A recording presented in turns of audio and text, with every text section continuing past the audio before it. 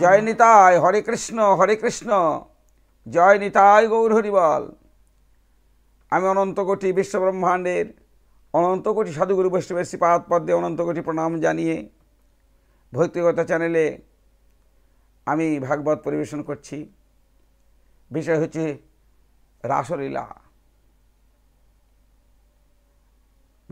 রাসলীলা। আপনারা সাধন করুন যে রাসলীলার তত্ত্ব কথাটা কি। দেখুন, প্রাকৃতিক জগতে যে রাস হচ্ছে, যে রাসের কীর্তন হচ্ছে, এগুলি দর্শনীয় পাপ, যে করছে তারও পাপ। কেননা ভগবানের লীলা, এই রাসটা হচ্ছে ভগবানের, সাধারণ জীবের নয়। আজকাল তো দেখা যাচ্ছে কৃষ্ণ সেজে চূড়া মাথায় বেঁধে বাঁশি হাতে নিয়ে রাসের নৃত্য করছে। কিন্তু দেখুন, ভগবানের সামনে ভগবান সাজাটা যে কত বড় অপরাধ। যে দেখে তার অপরাধ, যে সাজে তার অপরাধ, দুটাই অপরাধ। এখন বুঝতে পারবে না, এখন রক্তের আছে তো, যৌবনের উন্মাদনা আছে, রক্তের গরম আছে, কাজে এখন টের পাবে না। চুলকানি নামক এক প্রকার ঘা আছে, যখন চুলকায় তখন খুব আরাম লাগে, কিন্তু যখন জ্বলন ওঠে, ওরে বাবারে, স্থির থাকা যায় না। যারা কৃষ্ণ সেজে ভগবানের সামনে রাস করছে, ওই চুলকানি ঘায়ের মতো ঘা ওটা। কত সাধুগুরু বৈষ্ণবের প্রণাম নিচ্ছে, হয়তো সেবাটাই নিরামেষ করে না। আর কৃষ্ণ সেজে ভগবানের সামনে চূড়া বেঁধে বাঁশি হাতে নিয়ে নৃত্য করছে। এটা উচিত নয়। এটা হচ্ছে লীলা, আমাদের হচ্ছে অনুসরণ, অনুকরণ না। এই রাধা গোবিন্দের লীলাটাকে এখনকার দিনে এই সেজে চূড়া মাথায় বেঁধে বাঁশি হাতে নিয়ে অনুকরণ করছে। যারা লীলা অনুকরণ করে তাদের বাস কোথায় হয়? যারা লীলাকে অনুকরণ করে তাদের বাস হয় নরকে। আর যারা অনুসরণ করে, এটা হচ্ছে অনুসরণের বিষয়, অনুকরণ নয়। সেজন্য শ্রীনামের মধ্যে আছে, ভজ নিতাই গৌর রাধেশ্যাম জপ হরে কৃষ্ণ হরে রাম। অর্থাৎ ভজনের জিনিসটা হচ্ছে আমাদের নিতাই গৌর। হ্যাঁ, জপ হরে কৃষ্ণ হরে রাম, এগুলো জপের জিনিস। বৃন্দাবনটা হচ্ছে আমাদের স্মরণীয়, আর নবদ্বীপ আমাদের ভজন পথ। নবদ্বীপ হচ্ছে আমাদের করণীয়। গৌর হরি যা কিছু করেছে, যা কিছু শিখিয়েছে, সেটা আমাদের করতে হবে। তাই দেখুন, আপনারা সাধন করুন রাসলীলা। যেখান থেকে সেরেছি সেখান থেকে শুরু করব। আমার গোবিন্দ কী করলেন? শ্রীধাম বৃন্দাবনে রাসলী নামক জায়গায় আসলেন। যেখানে বংশীধ্বনি করেছিলেন সেই জায়গা নাম হচ্ছে রাসলী। সেখানে এসে উনি কী করলেন? বংশীধ্বনি করেছিলেন।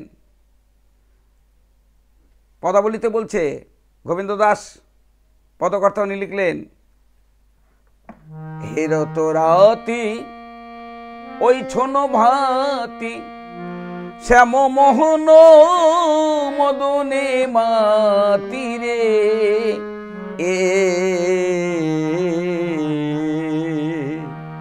হেরো তোরাতি ওই ছোন ভাতি শ্যাম মোহন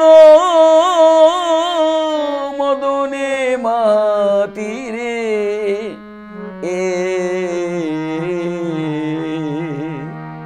এই পর্যন্ত গত পর্বে করেছিলাম। তারপরে তা শুনুন। মুরলী কো গান পঞ্চম তান, মুরলী কো গান পঞ্চম তান, কুলবতী চিত চরণী, ওরে কুলবতী চিত চরণী।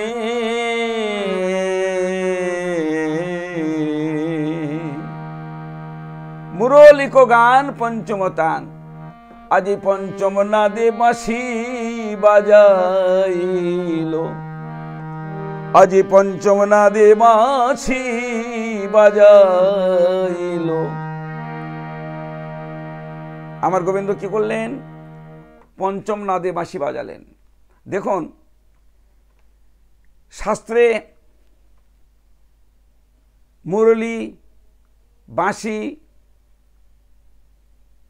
আর বেনু এগুলো আলাদা জিনিস। অনেকে হয়তো বলতে পারেন ওই যার নাম বেনু তার নামে বাঁশি তার নামে মুরলী, তা কিন্তু নয়। হ্যাঁ, বেনু সম্পূর্ণ আলাদা, বংশী আলাদা আর মুরলী আলাদা।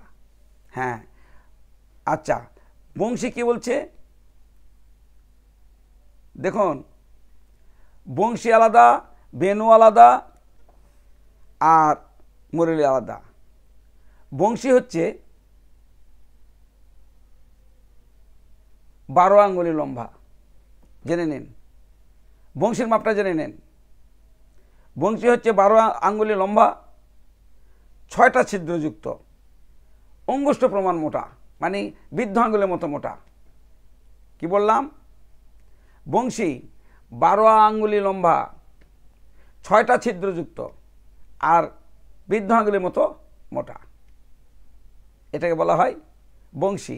আর বেনু কাকে বলে? বেনু হচ্ছে 2 হাত লম্বা। হ্যাঁ, 2 হাত লম্বা, 6টি ছিদ্রযুক্ত, এটা হচ্ছে বেনু। 2 হাত লম্বা, 6টি ছিদ্রযুক্ত, এর নাম হচ্ছে বেনু। আর মুরলী 17 আঙ্গুলি লম্বা। মুরলী হচ্ছে 17 আঙ্গুলি লম্বা, 9টি ছিদ্রযুক্ত, আলাদা আলাদা। কিন্তু গোবিন্দ কি করলেন? মুরলিকো তান পঞ্চম গান কুলবতী চিত্তচরণী। এই যে মুরলিকো গান, দেখুন আমরাও বাঁশি বাজাই, আমার গোবিন্দও বাঁশি বাজায়, কিন্তু আমার গোবিন্দের হাতে যে বাঁশি আর আমাদের হাতের যে বাঁশি সম্পূর্ণ আলাদা। প্রথমেই বলেছি যে রাধারানী আমার অপ্রাকৃতিক জগতের নায়িকা, গোবিন্দ আমার অপ্রাকৃতিক জগতের নায়ক। এই অপ্রাকৃতিক জগতের নায়ক নায়িকার চিন্তাধারা কিন্তু অপ্রাকৃত জ্ঞানী হতে হবে। প্রত্যেকটার মধ্যে অপ্রাকৃত আছে। গোবিন্দের হাতে যে বাঁশি আর আমরা যে বাঁশি বাজাচ্ছি সে বাঁশি অনেক তফাৎ। গোবিন্দের হাতে যে বাঁশি সেটা হচ্ছে দিব্য বাঁশি, আর আমাদের হাতে যে বাঁশি যেটা আমরা বাজাই সেটা হচ্ছে সাধারণ বাঁশি।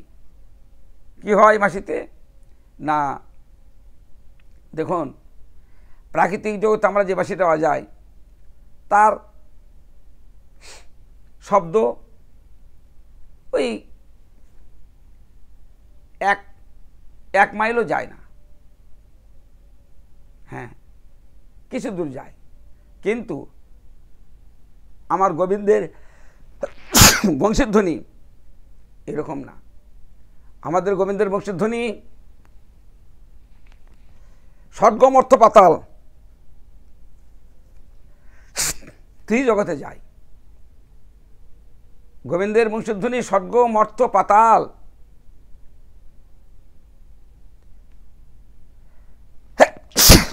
তিন জগৎ আলো সৃষ্টি করে, তিন জগতে প্রবেশ করে। হ্যাঁ, কিন্তু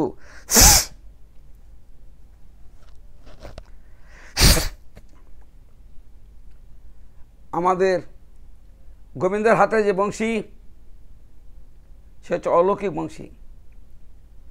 আমাদের হাতের যে বংশী যেটা আমরা বাজাচ্ছি সেই বাঁশিওয়ালার বাঁশি শুধু কানে শ্রবণ হয়, আর গোবিন্দ হচ্ছে দিব্য বাঁশি, অলৌকিক বাঁশি।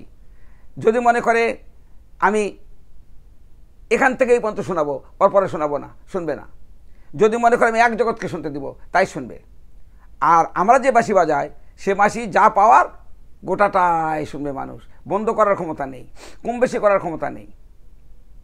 হ্যাঁ, গোবিন্দ যখনই বংশীধ্বনি করলেন সে বংশীধ্বনিটা কি না পঞ্চম তান, হ্যাঁ পঞ্চম তান, মানে মুরলীকেও গান পঞ্চম তান কুলবতী চিত্তচরণী। হ্যাঁ, যখনই বংশীধ্বনি করলেন আমার গোবিন্দ, সেই বংশীধ্বনিটা কীরকম হলো না সবার কর্ণে প্রবেশ করলো না। এখানে যদি 500 মানুষ থাকে আর আমরা যদি বাঁশি বাজাই সবাই শুনতে পাবে। হ্যাঁ, কিন্তু আমার গোবিন্দের যে বংশীধ্বনি, এখানে যদি 500 মানুষ থাকে, 500 শ্রোতা থাকে, গোবিন্দ যদি মনে করেন যে আমি এর মধ্যে 200 শ্রোতাকে শুনতে দিব, তাই শুনবে। অলৌকিক বাঁশি, যা ইচ্ছা তাই হবে। প্রমাণ হচ্ছে ভাগবত। আপনারা দেখুন, ভাগবতে স্পষ্ট লেখা আছে যে গোবিন্দের বংশীধ্বনি সারা বৃন্দাবন আলোড়ন সৃষ্টি করলো, সমস্ত বৃন্দাবন আলোড়ন সৃষ্টি করলো, কিন্তু বাঁশি সবাই শুনতে পায়নি। বাঁশিটা সবাই শুনতে পায়নি। কে শুনতে পেয়েছে? কেবল ব্রজকুমারীগণ, ব্রজ যারা হচ্ছে এই রাসরসের অধিকারী, যারা রাসরসের অধিকারী, যারা রাসলীলার অধিকারী, সখীবৃন্দ, এরাই এই বংশধ্বনি শ্রবণ করলেন। গোপীগণ, যারা গোপী, তারাই শ্রবণ করলেন। কিন্তু এই বংশধ্বনি ভাগবতে স্পষ্ট আছে, কোনো মাতৃস্থানীয় বা কোনো গুরুজনবর্গ বা শ্রীদাম, সুবলাদি, বলরাম, এরা কেউ শুনতে পায়নি।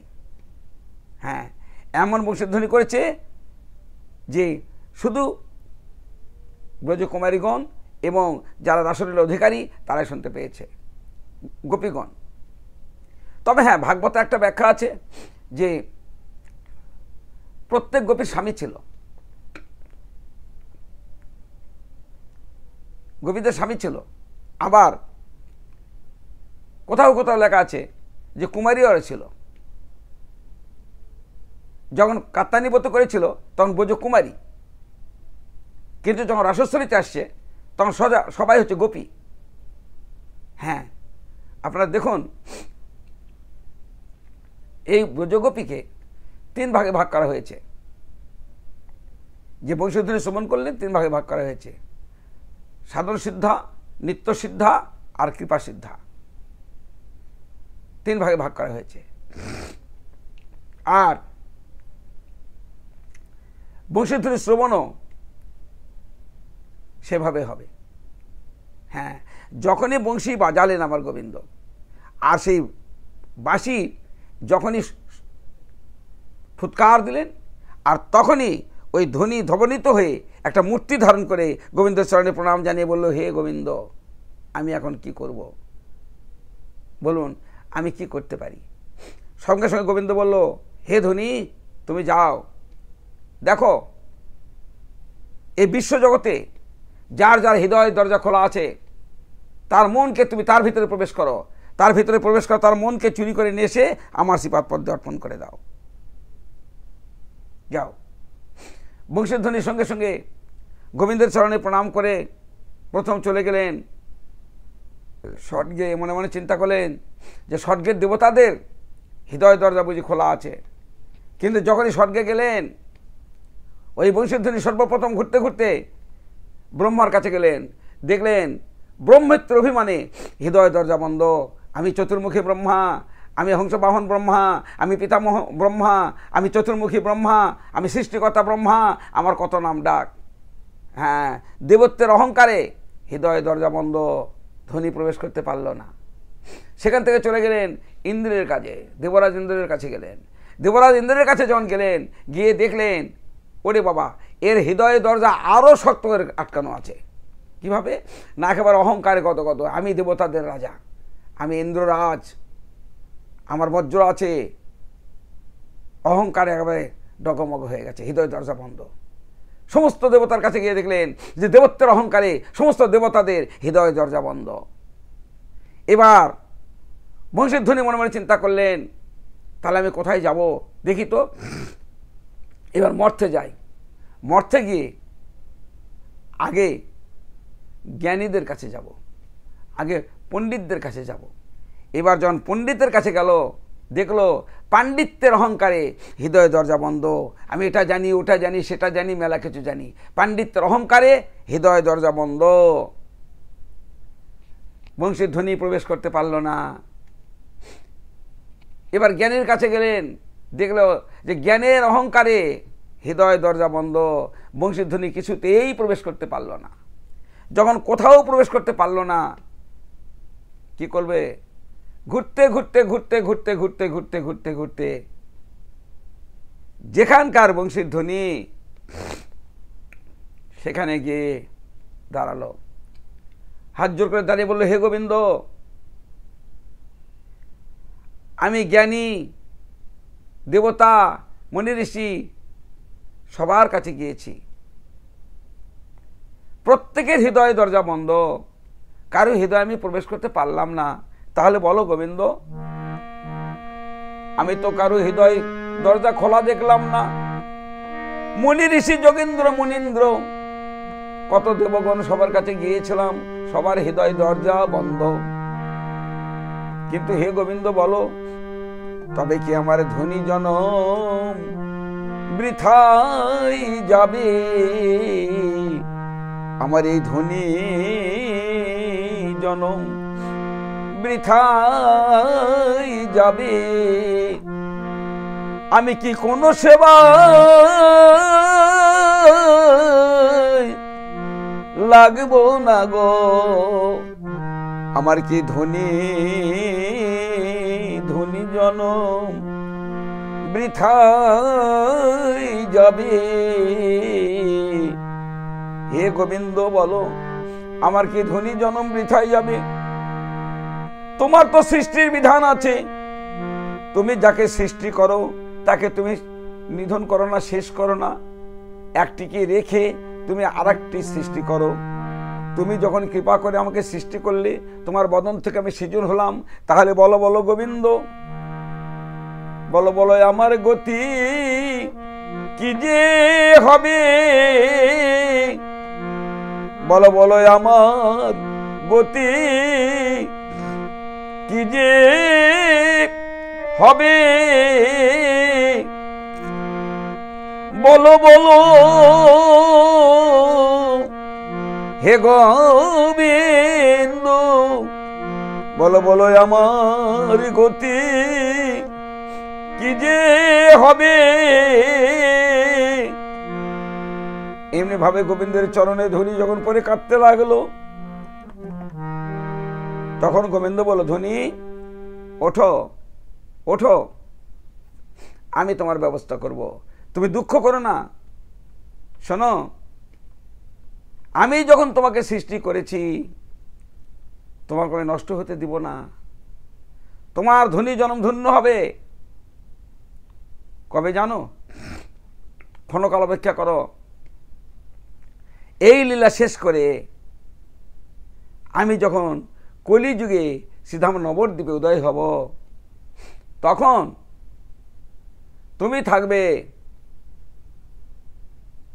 আমি তো কলিযুগে যাব, হ্যাঁ, তোমার জন্ম বৃথা যায়নি, তোমার মনোবাসনা অবশ্যই পূর্ণ হবে। এই কলিহত বদ্ধজীব যখন পরিত্রাহী পরিত্রাহী রব করে ডাকবে, যখন কোথাও ভবপারে যাবার পথের সন্ধান খুঁজে পাবে না, তখন গুরু রূপে কলিযুগে উদয় হব আমি। গুরু রূপে কলিযুগে দীক্ষা দিব আমি। গুরু রূপে কলিযুগে কলির জীবকে দীক্ষা দিব আমি। কলিযুগে কলির জীবকে গুরু রূপে আমি দীক্ষা প্রদান করব। আর যখন দীক্ষা প্রদান করব, তুমি থাকবে গুরুদেবের জিহ্বায়। এই বিশ্বজগতে যত গুরুদেব, সবার জিহ্বায় তোমার স্থান, তুমি সেখানে থাকবে। গুরুদেব যখন শিষ্যকে মন্ত্র প্রদান করবে, এই পঞ্চ অলঙ্কারের ধ্বনিটা আগে ওই শিষ্যের কানে প্রবেশ করাবে, আর তখনই ওই ধ্বনি জনম ধন্য হবে। ওই ধ্বনি জনম ধন্য হবে। যখন শিষ্যের কানে প্রবেশ করাবে, তখন ধ্বনি জনম ধন্য হবে। যখন শিষ্যের কর্ণে প্রবেশ করাবে, প্রেমের ঠাকুর দয়াল গুরু যখন শিষ্যের কর্ণে প্রবেশ করাবে, তখন ধনী জনম ধন্য হবে। গুরু যখন শিষ্যের কানে ওই জিহ্বার দ্বারা প্রবেশ করাবে, তখন তোমার ধনী জনম ধন্য হবে। তখন তুমি যে ভক্তের কর্ণে প্রবেশ করালো, তার হৃদয়ে প্রবেশ করে তার মনকে চুরি করে এসে আমার শ্রীপাদ পদ্মে অর্পণ করো। কিন্তু হে ধনী, তুমি এক কাজ করো,